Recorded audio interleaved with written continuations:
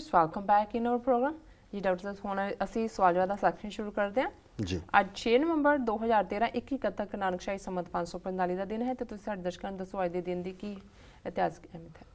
1840 ਚ ਅੱਜ ਦੇ ਦਿਨ ਕੰਵਰ ਨੌ ਨਿਹਾਲ ਸਿੰਘ, ਜਿਨ੍ਹਾਂ ਦਾ ਅਸੀਂ ਕੱਲ੍ਹ ਜ਼ਿਕਰ ਕੀਤਾ ਸੀ ਕਿ ਉਹਨਾਂ ਦੇ ਪਿਤਾ ਬਾਬਾ ਖੜਕ ਸਿੰਘ ਜਿਹਨੂੰ ਉਹਨਾਂ ਨੇ ਕੈਦ 'ਚ ਹੀ ਰੱਖਿਆ, ਉਹਨਾਂ ਦਾ ਜਿਹੜਾ ਉਹਨਾਂ ਨੂੰ ਜ਼ਹਿਰ ਦੇ ਕੇ ਸਲੋ ਪੋਇਜ਼ਨ ਕਰਕੇ ਮਾਰਿਆ।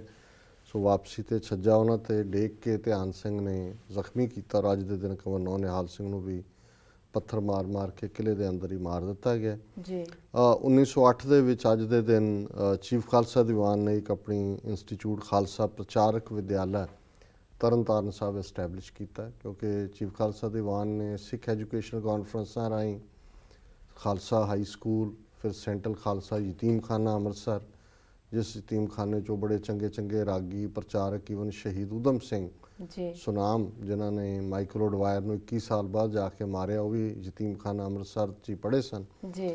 ਸੋ ਅੱਜ ਦੇ ਦਿਨ 1908 ਦੇ ਵਿੱਚ ਇਹ ਤਰਨਤਾਰਨ ਦੇ ਵਿੱਚ ਖਾਲਸਾ ਪ੍ਰਚਾਰਕ ਵਿਦਿਆਲਿਆ ਐਸਟੈਬਲਿਸ਼ ਕੀਤਾ। ਵਰਲਡ ਹਿਸਟਰੀ ਦੇ ਹਵਾਲੇ ਨਾਲ 1860 'ਚ ਲਿੰਕਨ ਅਮਰੀਕਾ ਦਾ 16ਵਾਂ ਪ੍ਰਧਾਨ ਬਣਿਆ, ਹਾਲਾਂਕਿ ਲਗਭਗ 4 ਸਾਲ ਬਾਅਦ ਉਹ ਮਾਰਿਆ ਗਿਆ। 1862 'ਚ ਨਿਊਯਾਰਕ ਸੈਨ ਫਰਾਂਸਿਸਕੋ ਦੇ ਵਿਚਕਾਰ ਡਾਇਰੈਕਟ ਟੈਲੀਗ੍ਰਾਫਿਕ ਲਾਈਨ ਐਸਟੈਬਲਿਸ਼ ਹੋਈ। 1879 'ਚ ਕੈਨੇਡਾ ਨੇ ਪਹਿਲਾ ਥੈਂਕਸਗਿਵਿੰਗ ਡੇ ਸੈਲੀਬ੍ਰੇਟ ਕੀਤਾ। 1903 ਦੇ ਵਿੱਚ ਅਮਰੀਕਾ ਨੇ, ਜਦੋਂ ਕਿ ਪੈਨਾਮਾ ਕੈਨਾਲ ਮੁਕੰਮਲ ਹੋ ਚੁੱਕੀ ਸੀ, ਪੈਨਾਮਾ ਦੀ ਇੰਡੀਪੈਂਡੈਂਸ ਨੂੰ ਕਬੂਲ ਕੀਤਾ।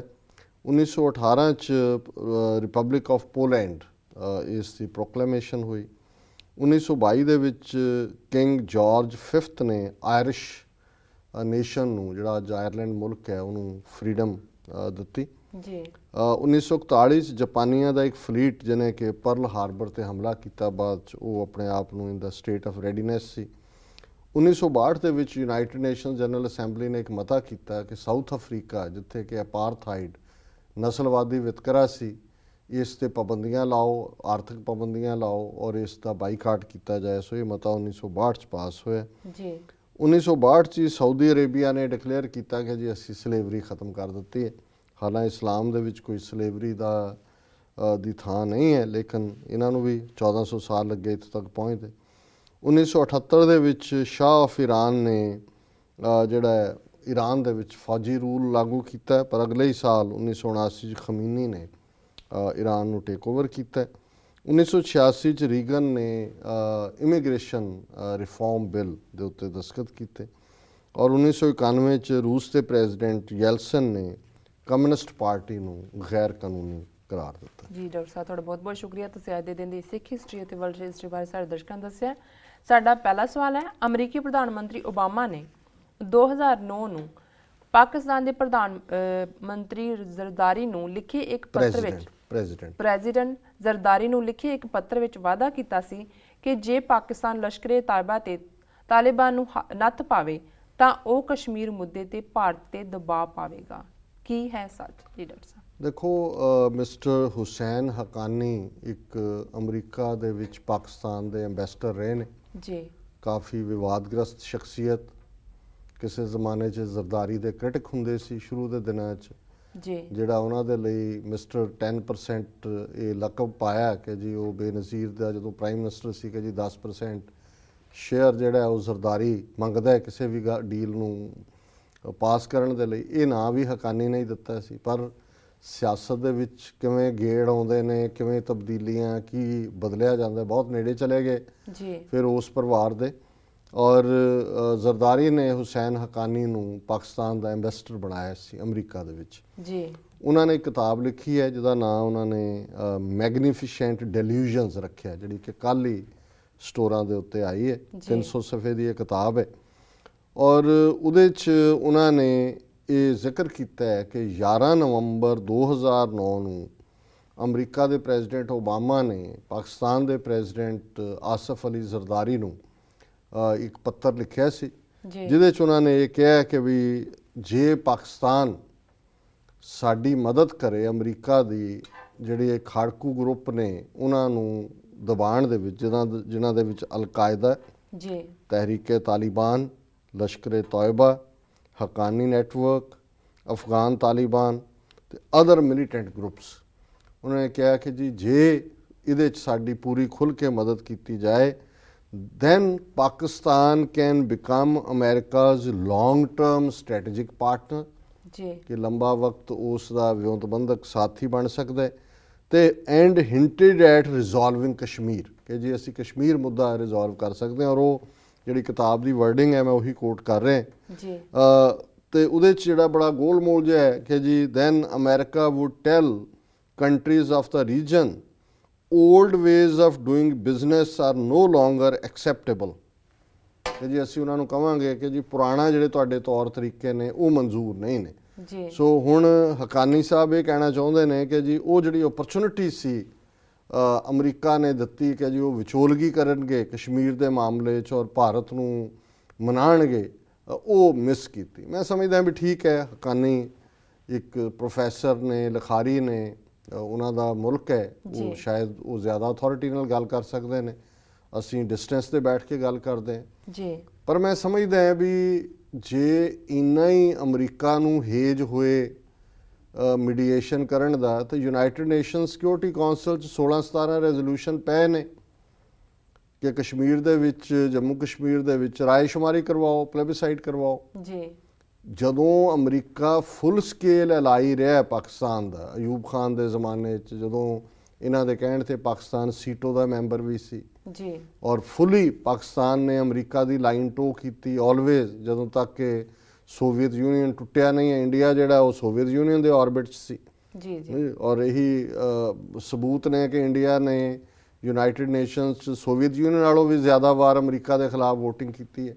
ਸੋ ਪਾਕਿਸਤਾਨ ਫੁੱਲੀ ਅਮਰੀਕਾ ਦੇ ਆਰਬਿਟ 'ਚ ਸੀ। ਜੀ ਸੋ ਉਦੋਂ ਨਾ ਅਮਰੀਕਾ ਨੇ ਇੰਟਰਵੀਨ ਕੀਤਾ ਕਿ ਜੀ ਕਸ਼ਮੀਰ ਦੇ ਵਿੱਚ UN ਸਿਕਿਉਰਿਟੀ ਕੌਂਸਲ ਦੇ ਰੈਜ਼ੋਲੂਸ਼ਨ ਜਿਹੜੇ ਨੇ ਉਹ ਪਾਸ ਕਰਵਾਓ। ਫਿਰ ਜਦੋਂ ਪਹਿਲੀ ਵਾਰ ਪ੍ਰੈਜ਼ੀਡੈਂਟ ਓਬਾਮਾ ਨੇ ਆਪਣੀ ਕੈਂਪੇਨ ਸ਼ੁਰੂ ਕੀਤੀ, ਉਹਨਾਂ ਨੇ ਰੇਸ ਦੇ ਵਿੱਚ ਆਏ ਤੇ ਉਹਦੇ 'ਚ ਉਹਨਾਂ ਦਾ ਇਹ ਓਪਨ ਡੈਕਲੇਰੇਸ਼ਨ ਸੀ ਕਿ ਅਸੀਂ ਮਿਡਲ ਈਸਟ ਦੇ ਵਿੱਚ ਔਰ ਕਸ਼ਮੀਰ ਦੇ ਵਿੱਚ ਜਿਹੜਾ ਹੈ ਉਹ ਐਨਵॉय ਬਣਾਵਾਂਗੇ ਜਿਹੜੇ ਕਿ ਇਹਨਾਂ ਮਸਲਿਆਂ ਨੂੰ ਹੱਲ ਕਰਨਗੇ। ਕਸ਼ਮੀਰ ਦੀ ਗੱਲ ਵੀ ਉਹਦੇ 'ਚ ਸੀ ਜੀ। ਉਹ ਵੀ ਬਣਨ ਤੋਂ ਬਾਅਦ ਇੰਡੀਆ ਨੇ ਘੁਰਕੀ ਮਾਰੀ ਕਿ ਜੀ ਜੇ ਤੁਸੀਂ ਬਣਾਇਆ ਅਸੀਂ ਉਹਨੂੰ ਪਰਸੋਨਾ ਨਾਨ ਗ੍ਰੈਟਾ ਬਣਾ ਦੇਵਾਂਗੇ, ਨਹੀਂ ਮੰਨਾਂਗੇ, ਉਹਦੇ ਤੋਂ ਵੀ ਦੌੜ ਗਏ। ਸੋ ਅਸੀਂ ਸਮਝਦੇ ਹਾਂ ਵੀ ਇਹ ਨਾ ਹੀ ਕੋਈ ਇਸ ਗੱਲ ਦਾ ਉਹਨਾਂ ਨੂੰ ਇੱਕ ਕੁਇਡ ਪ੍ਰੋ ਕਿਊ ਦੀ ਤਾਂ ਲੋੜ ਹੀ ਨਹੀਂ ਹੈ ਕਿ ਅਮਰੀਕਾ ਦੀ ਜ਼ਿੰਮੇਵਾਰੀ ਹੈ ਜੇ ਦੁਨੀਆ ਦੀ ਅੱਜ ਉਹ ਸੁਪਰ ਪਾਵਰ ਹੈ ਜਾਂ ਯੂਨਾਈਟਿਡ ਨੇਸ਼ਨਸ 'ਚ ਫੈਸਲਾ ਕੌਣ, ਉਸ ਦਾ ਰੋਲ ਹੈ ਕਿ ਜਿੱਥੇ ਇੰਨਾ ਬਲੱਡ ਸ਼ੈਡ ਹੋ ਰਿਹਾ ਹੈ, ਜਿੱਥੇ ਪਿਛਲੇ 65 ਸਾਲ ਤੋਂ ਇੰਨਾ ਜਾਨੀ ਨੁਕਸਾਨ ਹੋਇਆ ਹੈ, ਜਿਹਦੇ ਲਈ ਸਿਕਿਉਰਿਟੀ ਕੌਂਸਲ ਵਚਨਬੱਧ ਹੈ ਕਿ ਉੱਥੇ ਪਲੇਬਿਸਾਈਡ ਕਰਵਾਉਣਾ ਹੈ, ਉੱਥੇ ਪਾਕਿਸਤਾਨ ਜਾਂ ਕਿਸੇ ਹੋਰ ਦਾ ਕੀ ਰੋਲ ਹੈ ਕਿ ਜੋ ਤੁਹਾਡੀ ਮਦਦ ਕਰਨ ਨਾ, ਉਹ ਇੱਕ ਡਿਫਰੈਂਟ ਇਸ਼ੂ ਹੈ ਜੀ।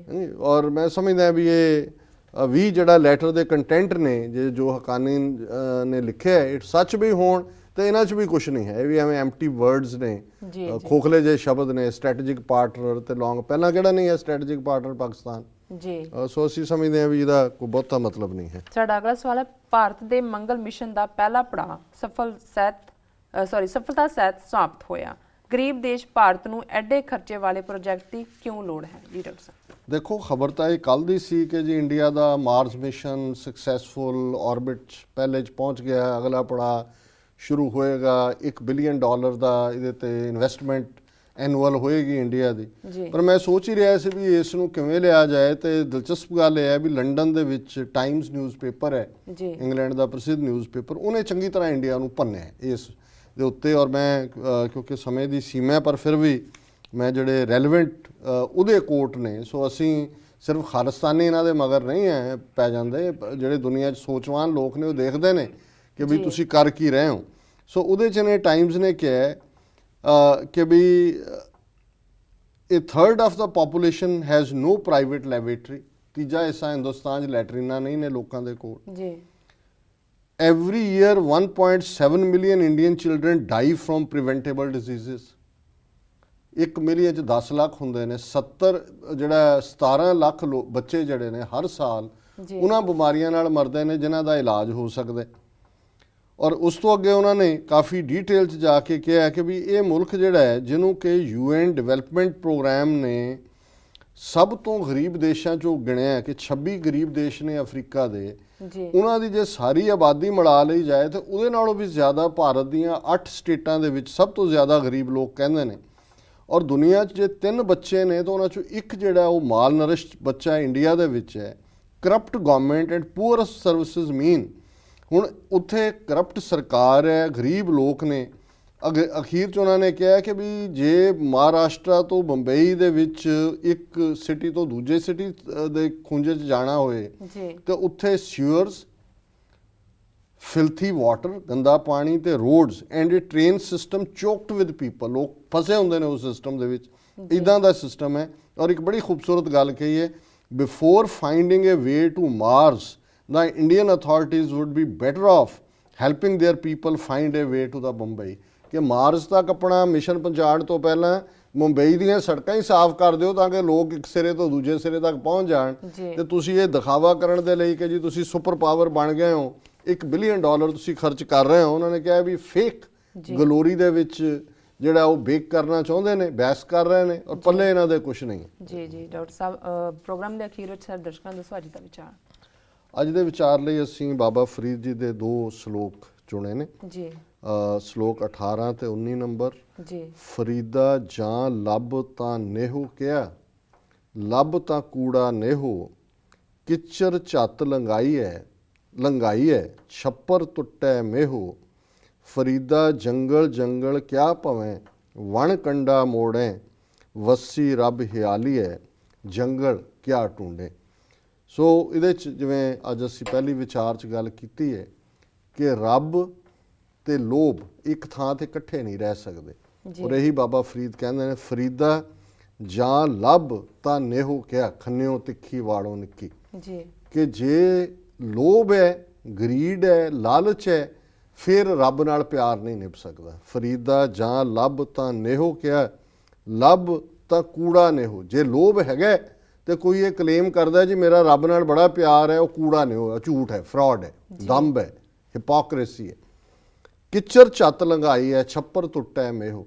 ਇਹ ਇਵੇਂ ਹੀ ਹੈ ਕਿ ਵੀ ਕੋਈ ਛੱਪਰੀ ਦੇ ਥੱਲੇ ਬੈਠਾ ਤੇ ਮੀਂਹ ਨੇ ਛੱਪਰ ਨੂੰ ਡੇਗ ਦਿੱਤਾ ਤੇ ਤੁਸੀਂ ਕਿੰਨਾ ਕੁ ਵਕਤ ਲੰਘਾਓਗੇ।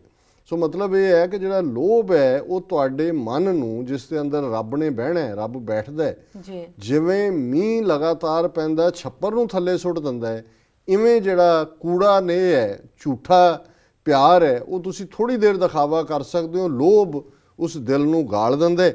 ਤੇ ਨਾਲ ਹੀ ਉਹਨਾਂ ਨੇ ਯਾਦ ਕਰਵਾਇਆ ਕਿ ਵੀ ਰੱਬ ਤੇਰੇ ਅੰਦਰ ਵਸਦਾ ਹੈ। ਫਰੀਦਾ ਜੰਗਲ ਜੰਗਲ ਕਿਆ ਭਵੇਂ, ਕਿੱਥੇ ਤੂੰ ਤੁਰਿਆ ਫਿਰਦਾ ਹੈ ਜੰਗਲਾਂ 'ਚ, ਵਣ ਕੰਡਾ ਮੋੜੇ, ਕਿਉਂਕਿ ਜਦੋਂ ਤੁਸੀਂ ਜੰਗਲਾਂ 'ਚ ਭੰਵਦੇ ਹੋ ਤੇ ਕੀ ਹੁੰਦਾ, ਕ੍ਰਸ਼ਿੰਗ ਥਰੂ ਦਾ ਥਾਰਨੀ ਟਰੀਜ਼, ਕਿ ਉਹਨਾਂ ਨੂੰ ਤੁਸੀਂ ਕੰਡਿਆਂ ਦੇ ਵਿੱਚ ਘੁੰਮਦੇ ਹੋ, ਉਹਨਾਂ ਨੂੰ ਤੋੜ ਰਹੇ ਹੋ, ਮੋੜ ਰਹੇ ਹੋ ਕੰਡਿਆਂ ਨੂੰ।